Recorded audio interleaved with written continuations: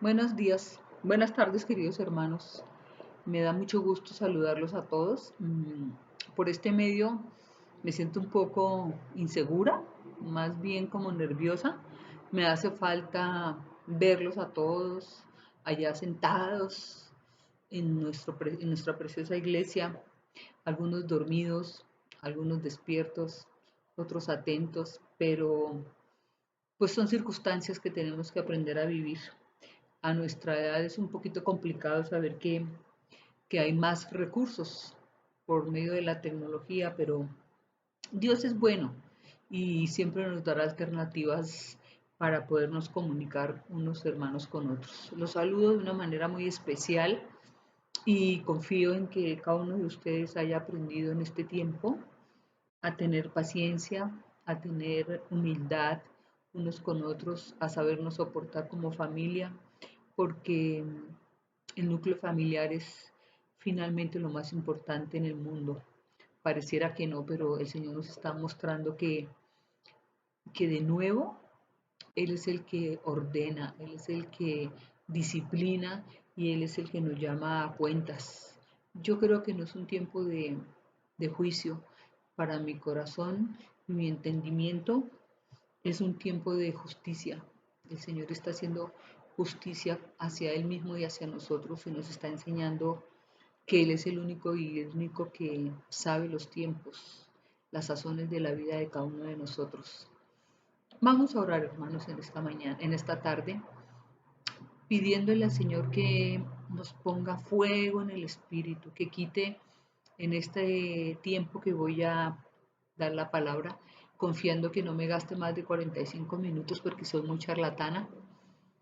Vamos a orar en ese sentido de que todo lo olvidemos, que olvidemos que tenemos que ir a cenar o hacer la comida, que tenemos cosas que hacer y pendientes. Démosle este tiempo al Señor porque lo que viene es la palabra de Dios.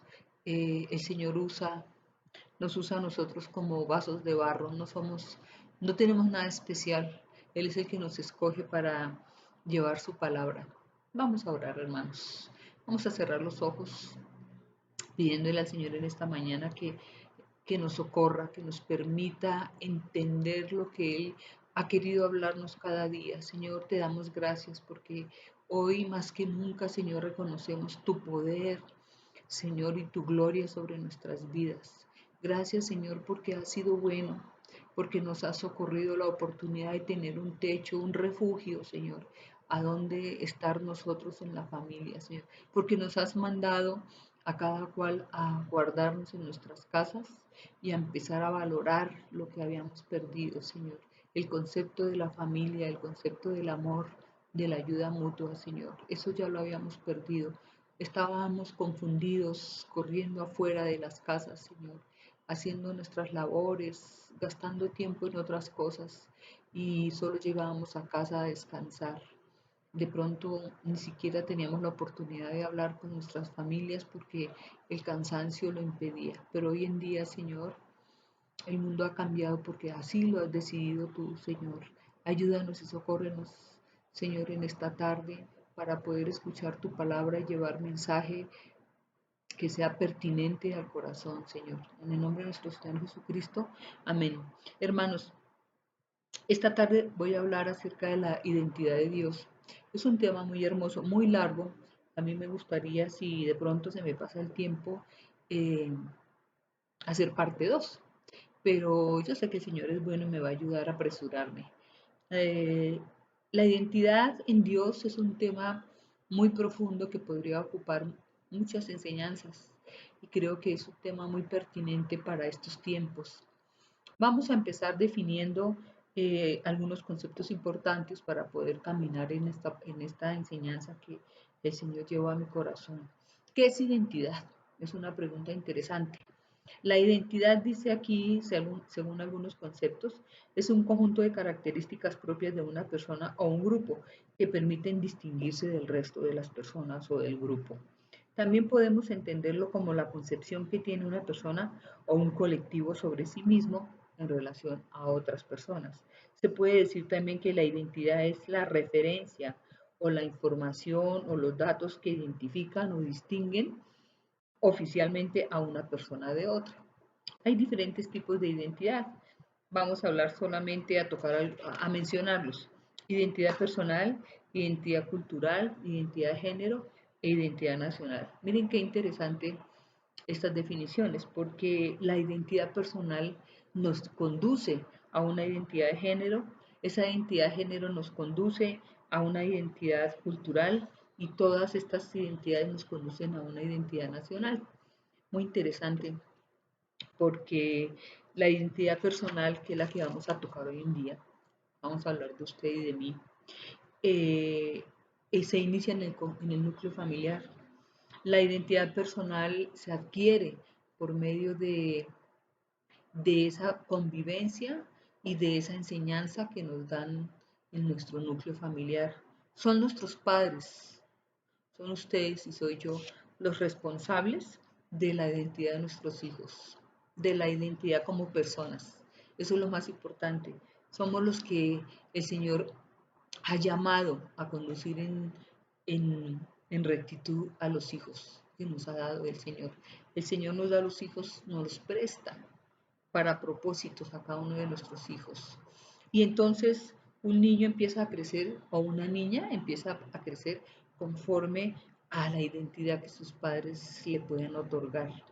Si hablamos de una identidad como concepto, la identidad personal es un conjunto de características propias de una persona y la concepción que tiene de sí mismo en relación al resto de las otras personas. Miren qué interesante. Esta identidad es individual, definitivamente es única, es dinámica y puede abarcar diferentes dimensiones de la persona. Son conceptos claros donde nos enseñan que una persona, un niño o una niña va creciendo en su casa y va conformándose diferentes conceptos como persona y va siendo una propia identidad. La identidad personal permite, por un lado, la individualización o diferenciarse del resto de las personas. ¿Qué significa eso? Que somos únicos y somos irrepetibles. La individualización o la diferenciación entre una persona y otra es clara. Por ejemplo, por la huella digital, el ADN, la retina, el estudio dental cuando un cadáver, una persona ha sido quemada y se convierte, y no queda mucho, sino queda el cráneo y quedan los dientes, que son los que no se consumen. Esta es una identificación única e individual. Eso es interesante. Somos seres únicos e irrepetibles por voluntad divina de nuestro Creador. Somos irrepetibles. Pues a mí me da gusto, yo no me imagino el mundo lleno de Gladys. Uy, qué terror. No, no, no, no, no, no. Entonces digo yo, gracias Señor, porque soy irrepetible, soy única. Y tú me tratas a mí conforme a lo que yo soy. Eso es maravilloso. Dios no nos trata en el montón, ni nos trata como si fuéramos todos iguales. El Señor nos trata a cada uno conforme a lo que somos cada uno de nosotros. Es interesante si ya hemos aclarado de dónde nace la identidad, qué es la identidad y qué es la identidad como persona y qué es la identidad en nuestro hogar. Vamos ahora al tema más importante. El tema de nosotros hoy en día se llama identidad de Dios. Quiero que abran su Biblia.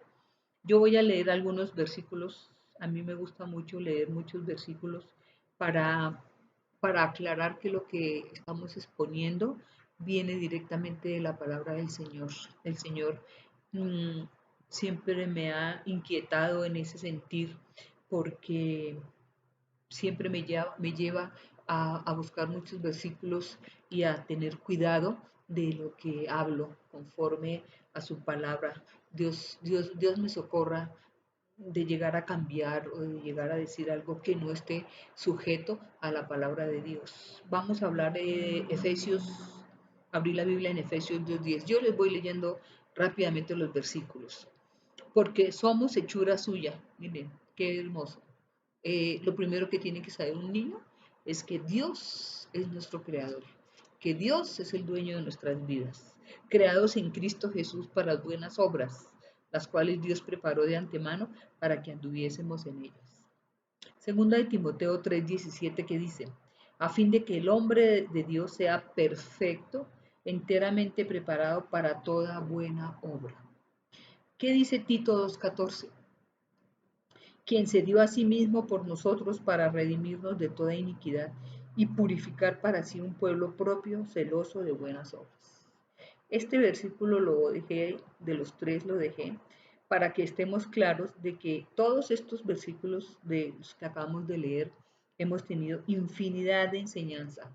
Nuestra iglesia es una iglesia que enseña permanentemente la palabra y estos versículos se han expuesto y se han enseñado muchas veces, que son indudablemente para aquellos que hemos recibido a Cristo Jesús en nuestro corazón como nuestro Señor y Salvador Redentor, aquel día que alguien nos compartió el Evangelio. Significa que lo que voy a exponer definitivamente es necesario que la persona que nos esté escuchando, si son nuestros hermanos únicamente de la iglesia, para ellos es. Si son personas que aún no han recibido a Cristo, vamos a prepararlas para que reciban al Señor. Todos aquellos que hemos recibido a Cristo en algún momento de nuestras vidas, gracias a ese mensajero precioso que Dios envió a nuestras vidas, podemos hoy reflexionar y hacernos las siguientes preguntas. ¿Qué éramos antes de ese suceso divino? ¿Cómo era nuestra personalidad? ¿Cómo era nuestra identidad antes de ese suceso divino? ¿Qué nos identificaba aparte de nuestras características físicas y familiares? ¿A quién era al que seguíamos? ¿A un cantante? ¿A quién era la imagen que nos hacía seguirlo, que queríamos parecernos a él? Son preguntas interesantes. ¿Quién era Dios para nosotros? ¿Era un nombre? ¿Era una historia? ¿Era algo que estaba colgado en una pared y nos daba una imagen y decían, ese es Dios? ¿Quién o quiénes nos indicaban el camino correcto de verdad y de justicia? ¿A quién seguíamos? ¿Quién creíamos que tenía la verdad y, y quién creíamos que era justo en nuestras vidas? ¿Quién o quiénes eran nuestros dioses y que reinaban en nuestra vida y en nuestro corazón? Eso es importante. Esa pregunta guárdenla y escudriñenla en su corazón. Aún tenemos diferentes dioses, aún nos ocupamos las 24 horas en pensar en algo diferente que no sea Dios. Eso es importante para nosotros. Creo que el Señor nos ha llamado a esa pregunta. ¿Cuáles son los dioses de ustedes? ¿A qué dioses han seguido tantos años? ¿O cuántos dioses han seguido? ¿Cuántos han levantado?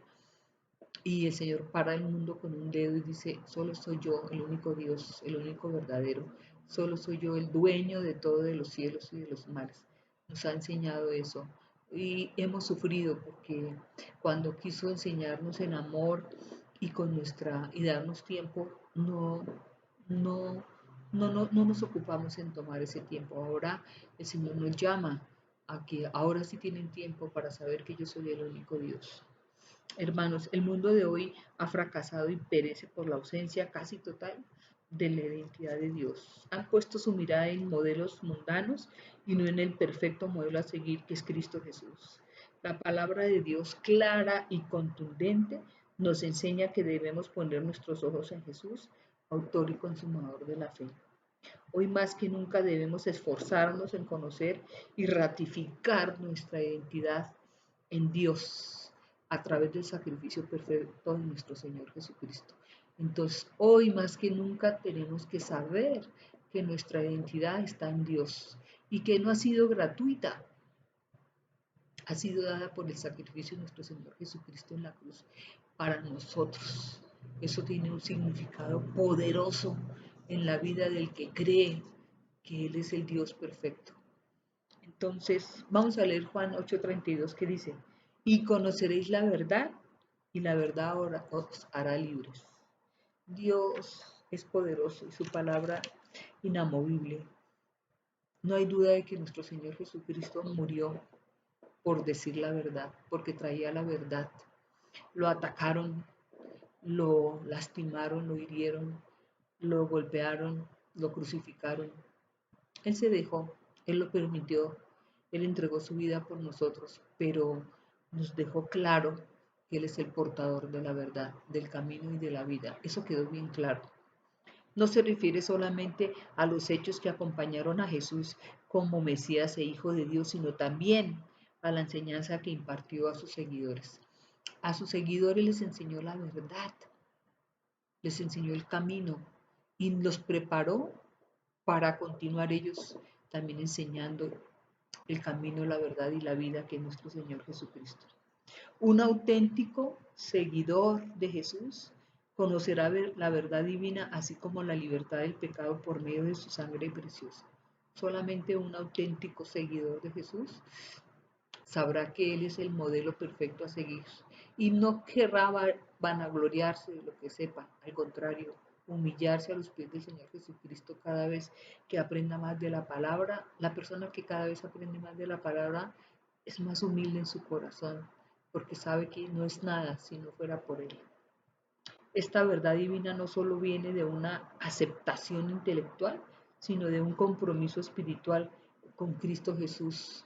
No viene solamente aquí en el intelecto, que tanto sé, me sé todas las Biblias, me sé la de en griego, me sé la de la en árabe, me sé muchos libros bíblicos, tal vez. Ese no es el propósito de solo el intelecto, ocupar en el intelecto solamente esta palabra. Debemos llevarla a nuestro corazón y hacerla carne total. Yo siempre di el ejemplo de una pareja que tenía en mi célula que no sabían leer y escribir, pero recibieron a Cristo y yo veía en el amor de ellos para el Señor. Yo veía cómo oraban ellos en sus pocas palabras porque no eran personas muy dadas a hablar mucho, pero oía sus frases donde con tanta pasión oraban al Señor y le rogaban por su vida. Y eran personas, campesinos que no sabían leer y escribir.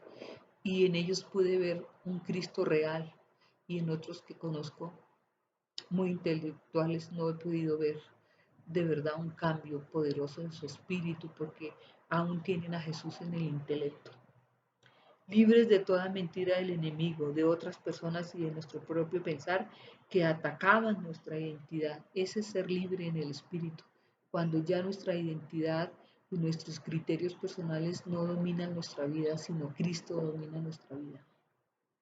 ¿Qué dice Primera de Corintios 2:14? Este me gusta mucho.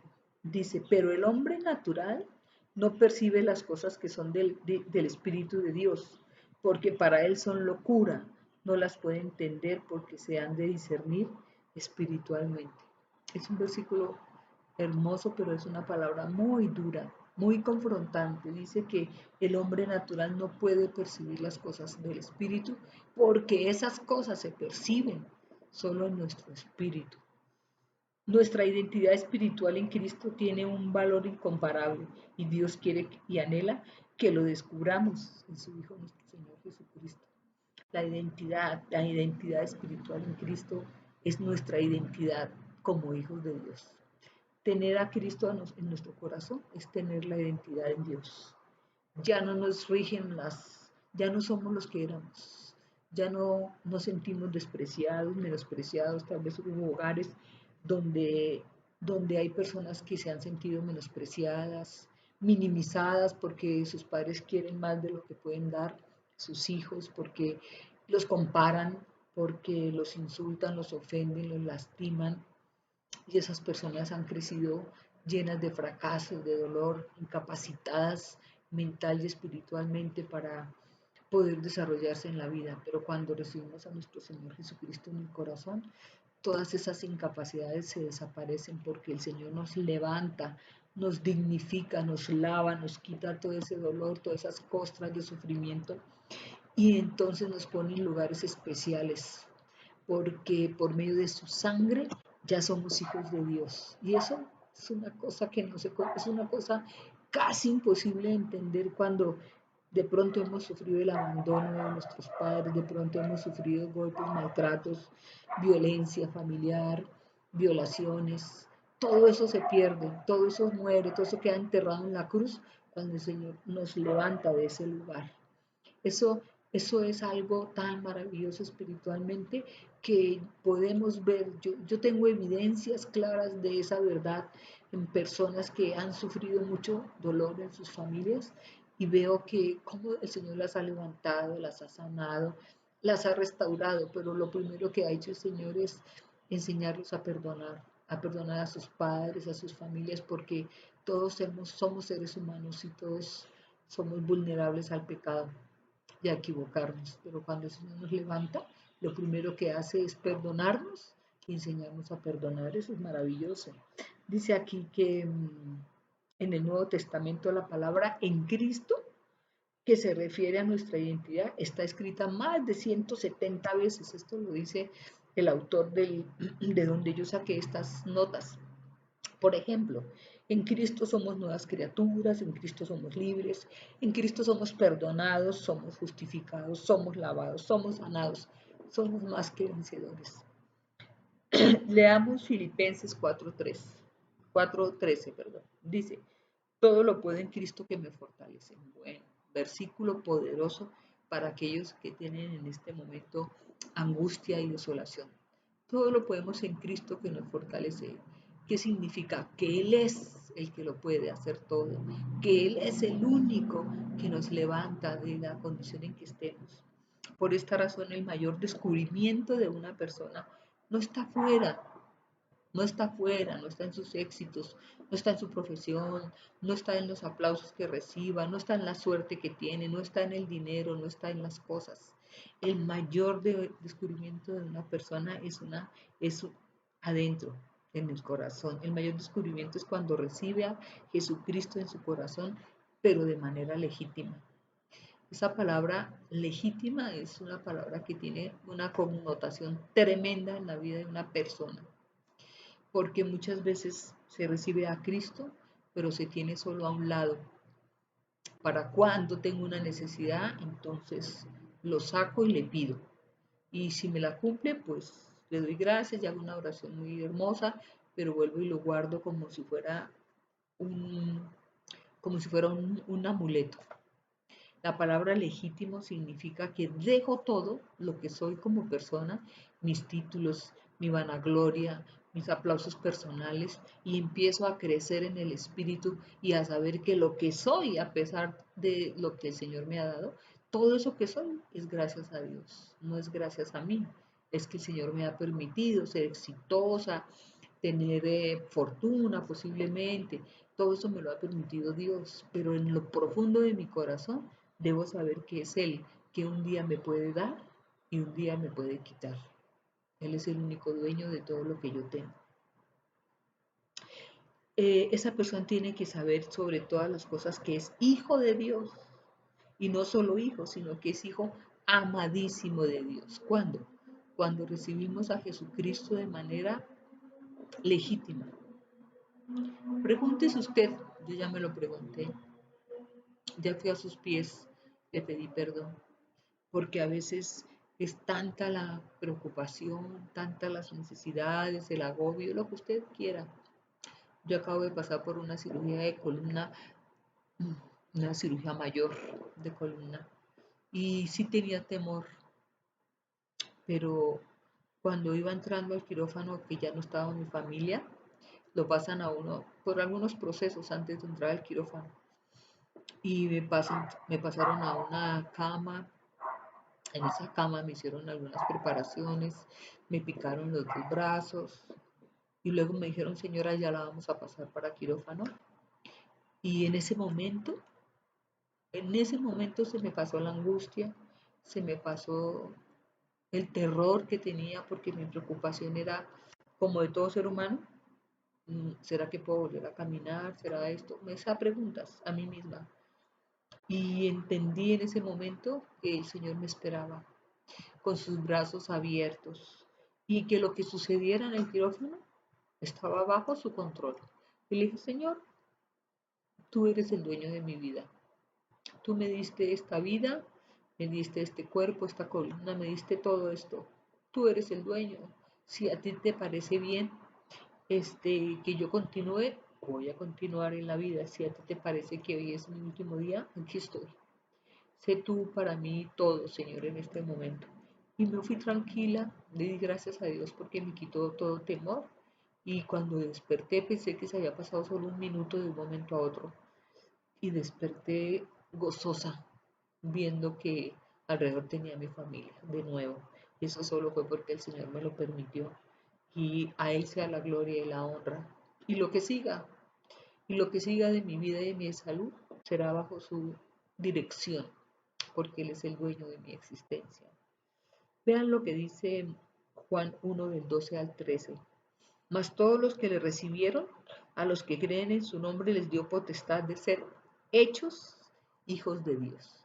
Mas a todos los que le recibieron, a usted y a mí, y a todos los que le han recibido legítimamente en su corazón, los ha hecho hijos de Dios, los cuales no son engendrados de sangre, ni de voluntad de carne, ni de varón, sino de Dios. Recibir a aquel que es el verbo de Dios significa reconocerlo conforme a todo lo que Él es, que afirma que es, no recibirlo para que Él haga lo que yo necesito y para creer en Él mientras Él me dé lo que yo pido, los deseos o las necesidades que yo tengo. Entonces así lo empiezo a amar. Yo tengo que amar al Señor conforme a lo que Él es, en su poder, en su gloria, en su gracia. Ese es el amor. Ese es el poder de Dios. A ese Dios yo voy a amar. Así yo le haya dado muchas peticiones y no me haya cumplido ninguna. La pregunta es, ¿cuándo me las va a cumplir? No es en mi tiempo, es en el tiempo de Él. Tenemos que aprender a entender que amar a Dios es por lo que es Él, no por lo que yo estoy esperando y por toda mi lista de peticiones. Señor, por favor, ahora que me arreglaste la columna, quiero ser más alta, más delgadita. Mira, Señor, ya no quiero caminar coja. No, no, no lo voy a amar por lo que me vaya a dar, lo voy a amar por lo que es Él. Toda la fe en Él, poner toda la fe en Él, depositar todo nuestro corazón en Él y demostrarle sujeción y lealtad incondicionales a Él. Nosotros cuando recibimos a Cristo legítimamente, estamos más que capacitados para entender que Él es el que va a reinar en nuestra vida, que Él nos va a dar de su Espíritu Santo, que nosotros como personitas, no podríamos entender ese evento divino si no está nuestro Señor Jesucristo en nuestro corazón y si no hemos recibido ese regalo maravilloso que se llama su Espíritu Santo. En nuestro entendimiento no se logrará. Necesitamos del Espíritu Santo para entender esa gracia hermosa de nuestro Señor Jesucristo sobre nuestra vida. Activar nuestro espíritu para activar el Espíritu de Dios en nosotros. No hay otra forma de entender a Cristo Jesús. No lo podemos entender en lo material. Por eso dice en Corintios, en 1 Corintios 2:14, que el hombre natural no puede percibir las cosas del Espíritu, porque las cosas del Espíritu de Dios se entienden en el Espíritu nada más. Nada más. Señor, es indispensable en la vida de cada persona. Es fundamental. Y eso es lo único real que debemos entender, que una vida sin Cristo, sin amor a Dios, es una vida perdida porque vaga, no sabe para dónde se va a dirigir, solo en sus fuerzas se puede dirigir y esas fuerzas y esa capacidad se pierde en cualquier momento como lo estamos viendo. Nosotros podemos ver el árbol más lindo de la vida, el árbol más precioso, con hojas hermosas, que dice uno, wow, qué árbol tan precioso, tan frondoso, qué belleza. Y si quitamos solamente una hoja, nosotros somos esa hoja de ese árbol. Si esa hoja de ese árbol cae, esa hoja está destinada a morir, porque ya no recibe alimento, porque ya no recibe vida, porque aunque fuera hermosa y todo el mundo la admirara, ella ya no está percibiendo la vida misma. Cuando nosotros como creyentes nos separamos del cuerpo de la iglesia, por las razones que sean, porque ella no nos gusta la iglesia, porque el pastor nos cae mal, porque la pastora se cortó el pelo y no me gustó cómo se lo cortó, porque me miraron, por lo que fuera, y esa persona se separa del cuerpo de la iglesia, deja de alimentarse espiritualmente, esa persona perece espiritualmente. Estoy hablando del que recibió a Cristo, estoy hablando del que debe estar alimentándose del espíritu, estoy hablando del que cree, por supuesto. Pero si esa persona decide, por las razones que quiera, separarse del cuerpo de Cristo, perecerá espiritualmente sin duda alguna. El enemigo inmediatamente la atacará. ¿Por qué? Porque el enemigo no descansa, siempre nos persigue, está buscando la manera de entrar a nuestra vida y en aquella parte que se llaman las debilidades humanas es donde él se goza y donde tiene potestad, si nosotros lo permitimos. Cuando se habla de potestad, quiere decir que Jesús ya nos ha dado potestad. Somos nosotros, ya tenemos el poder que viene por medio de Jesucristo para poder entender que sin Él estamos perdidos. Dice aquí, cuando se habla de potestad, quienes reciben a Jesús, al verbo, a Jesús el verbo, reciben todo el derecho y autoridad para reclamar ese título de hijos de Dios. Ya no somos, el enemigo ya no tendrá parte en nuestra vida porque ya somos hijos de Dios. Ya no vagamos por el mundo buscando a quién parecernos y quién nos cae mejor para identificarnos con el actor, con un presidente, con cosas que son del mundo. Ya nos identificamos con nuestro Señor Jesucristo. Somos, por medio de su sangre, somos hijos de Dios. El enemigo entenderá que para que nos tome ahora le va a costar mucho trabajo volverlo a lograr. El lado divino de la salvación no depende entonces de la voluntad del hombre, sino de Dios mismo que entrega a su Hijo por nosotros para salvarnos de todo este caos en el que vivíamos y no lo sabíamos espiritualmente. El Señor Jesucristo pagó un gran precio por nosotros para ser sus hijos y nos otorgó grandes privilegios, nos otorgó el Señor grandes privilegios. Pero si somos cristianos o creyentes y estamos conformes con que ya somos salvos, ya recibimos a nuestro Señor Jesucristo y ya tenemos el Espíritu de Dios, wow, wow, qué dicha, y ahora seguimos tranquilos, brincando, contentos, qué bueno que ya somos hijos de Dios. Pero si quedamos ahí inertes esperando que sigan cayendo más cosas del cielo, pero seguramente caen, pero yo no las conozco. Estoy desapercibido de todo lo que sucede espiritualmente porque decidí sentarme y conformarme con lo que yo recibí en el espíritu, pero no activo mi espíritu, no pongo fuego en el espíritu. Entonces no voy a entender lo que el Señor quiere que yo haga, que sea. Y tampoco voy a saber cuáles son mis bendiciones, mis promesas, mis privilegios, porque no tomo conciencia de que aquí está la palabra de Dios. De que solamente por medio de la palabra de Dios conoceré a ese Dios poderoso. A mi papá lo voy a conocer profundamente, voy a intimar con mi papá y mi papá conmigo. Eso es como cuando los papás se divorcian y solo visitamos a nuestros padres. A mí me sucedió desde muy pequeña. Mi mamá se divorció de mi papá y pues me tocaba ir a visitar a mi papá porque pues mi mamá me decía vaya a visitar a su papá pero, pero solo lo visitaba. No tenía intimidad, no dormía con mi papá en la misma casa, no me levantaba con él a desayunar, él no me llevaba a la escuela, él no hacía tareas conmigo. Entonces, pues sí, era mi papá porque mi mamá me decía, pero no había una intimidad. Entonces no nos podemos conformar solo con que somos cristianos porque recibimos a Cristo en el corazón en un momento de necesidad de emoción total, pero nos quedamos en la emoción y no nos entró la pasión por conocer esto tan maravilloso que cambia mi vida. A medida que ustedes entran a la palabra de Dios, que entramos, vamos cambiando la vida, vamos transformándonos en lo que Dios quiere y un día llegaremos a los pies del Señor, a dar cuentas de lo que hemos hecho desde que lo conocimos, porque antes de conocerlo ya nos había perdonado, nos perdonó y luego que nos perdonó nos va a preguntar, ¿y qué hiciste con todo ese regalo, con todo ese paquete, con todo ese tesoro de salvación? ¿Qué hiciste? ¿Lo abriste? ¿Lo aprovechaste? ¿Lo tomaste? ¿Lo discerniste? ¿Lo usaste? Él nos va a preguntar eso. Ustedes se acuerdan de esa historia en Lucas 15, 11:32 que habla del hijo pródigo. Y yo no voy a tocar ese tema, es otra enseñanza, pero no hablo del hijo pródigo, hablo del hijo mayor que estaba en su casa.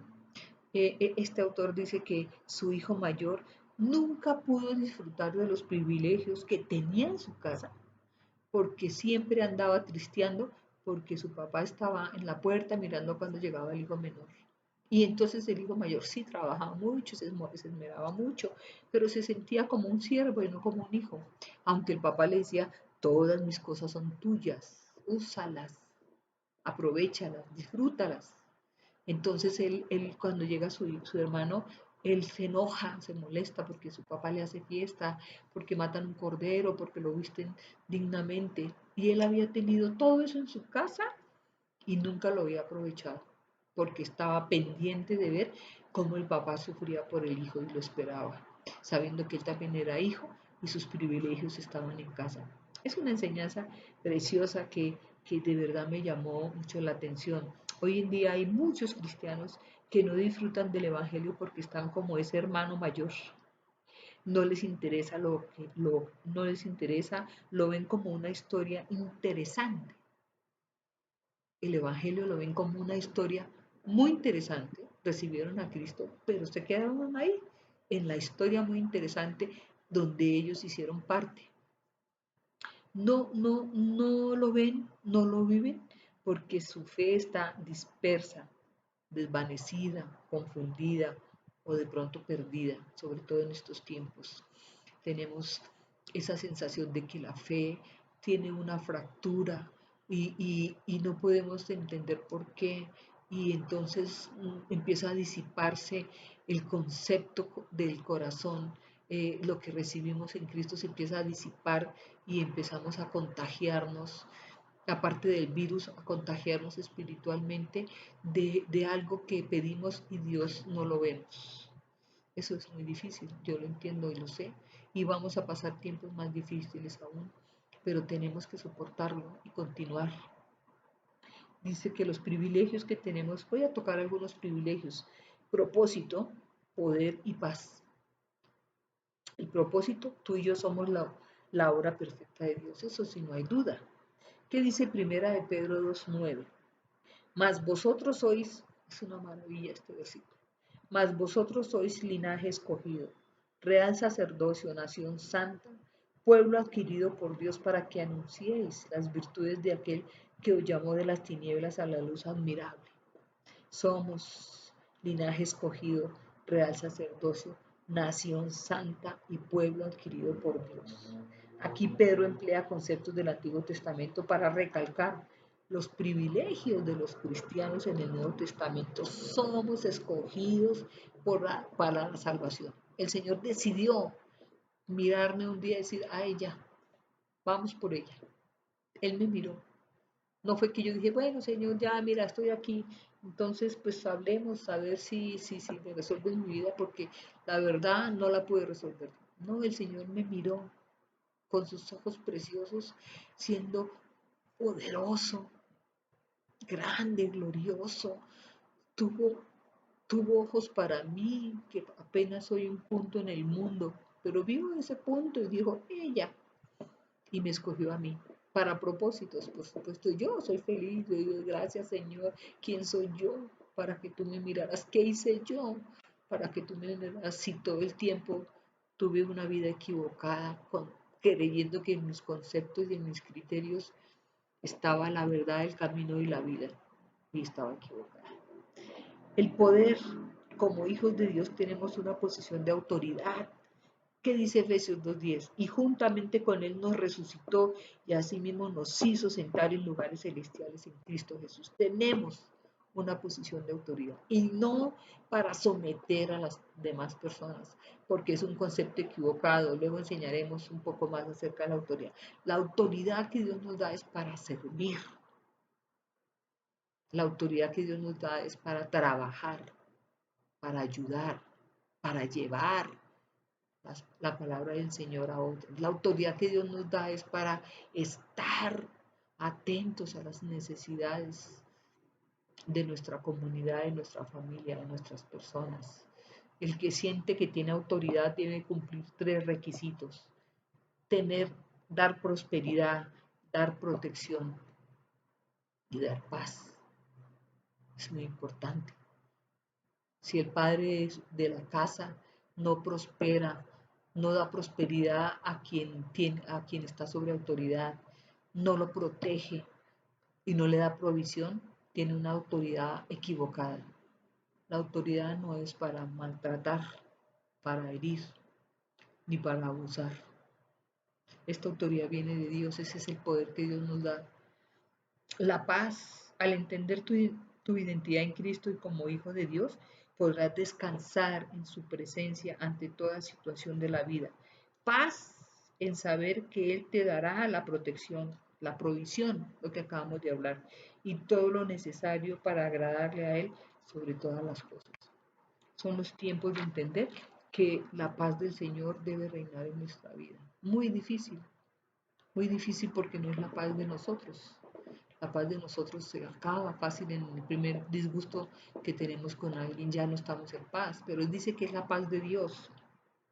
Filipenses 4:7, y la paz de Dios que sobrepasa todo entendimiento, guardará vuestros corazones y vuestros pensamientos en Cristo Jesús. Miren qué hermoso es eso. Guardar es proteger, vigilar. Y la paz de Dios que sobrepasa todo entendimiento, guardará vuestros corazones y vuestros pensamientos en Cristo Jesús. El Señor vigilará eso, porque es la paz del Señor la que está con nosotros. El creyente se promete calma y tranquilidad interior si tiene una actitud de gratitud basada en su confianza inamovible de que Dios puede y quiere hacer lo que es mejor para sus hijos. Siempre el Señor va a querer lo mejor para nosotros. Vamos a concluir este tema. Voy en 41 minutos, lo logré. Eh, Vamos a concluir este tema, hermanos. Voy a dar algunos puntos de conclusión. El enemigo no quiere que tomes ventaja de tus privilegios. Es más, hará hasta lo imposible porque ni los conozcas ni los uses. Él necesita tenernos en el piso para poder manipularnos, pero Dios nos ha levantado por medio de nuestro Señor Jesucristo. Como hijos de Dios tenemos un propósito, tenemos poder para cumplir el propósito del Señor y tenemos el derecho de vivir en paz, porque el Señor nos ha dado ese derecho, esos privilegios. ¿Está en nosotros si tomamos ventaja de los privilegios de ser hijos de Dios o no? Nuestra fe tiene que ser una fe activa, no una fe imaginativa. Tiene que ser una fe activa, verdadera, no una fe ciega, guardada, congelada.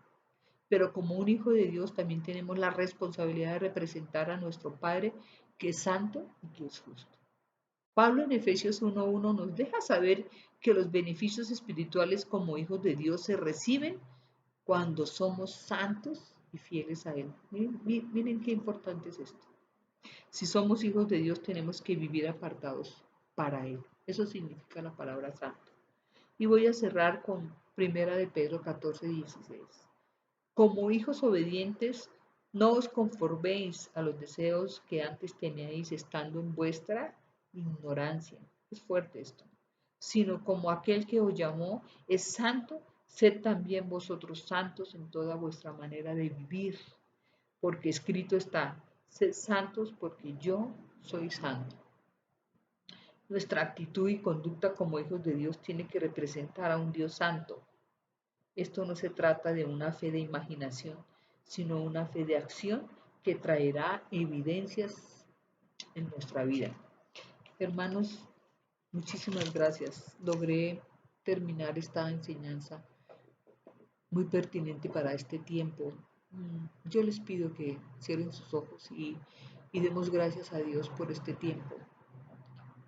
Le pidamos perdón porque a veces estamos confundidos y perdidos en,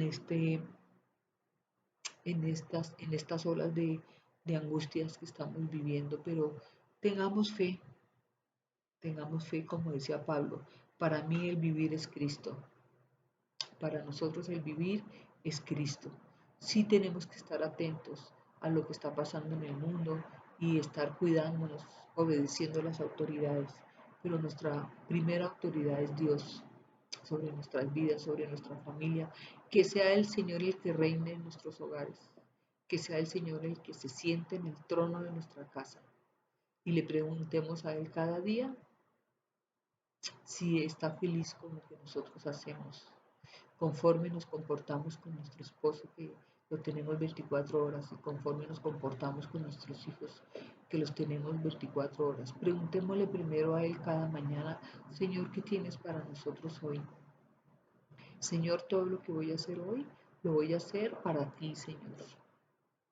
Todo lo que voy a hacer en mi casa lo voy a hacer para ti primero. Señor, a ti te voy a dar la gloria y la honra, Señor, cada día. Y si me sometes a tenerme otro tiempo más en casa, seguiré dándote la gloria y la honra, Señor, porque esa es tu decisión. Señor, tenemos nuestras vidas en tus manos, Señor. Somos tuyos, Señor, y tú eres nuestro, Señor. Te damos gracias en esta tarde, Señor, y bendecimos la oportunidad de que por medio de esta tecnología nos podamos comunicar. Yo les agradezco infinitamente su paciencia para conmigo, porque sé que sentarnos a escuchar la palabra de Dios solamente viene de un espíritu que tenga hambre de conocer la palabra. Gracias, hermanos. Dios les bendice. En una próxima oportunidad y esperando estar en casa, los abrazaré y les contaré cuánta falta me han hecho. Dios les bendice. Buena tarde.